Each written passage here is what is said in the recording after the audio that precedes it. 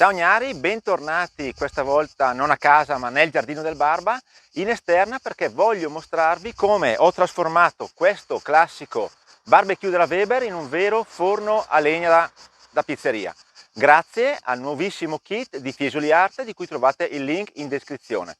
Vedete, all'interno c'è addirittura una pietra che si fa fare proprio la funzione del forno a legna della pizzeria, ma andiamo a vedere come trasformare il nostro barbecue nel forno a legna e poi facciamo un test di cottura della pizza.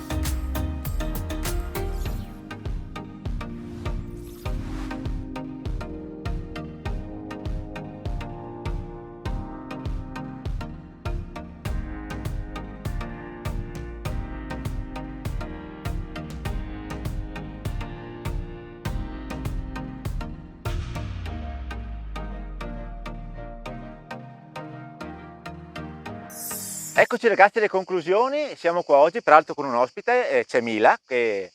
Ah, c'è anche Newton, ciao Newton, eccolo qua.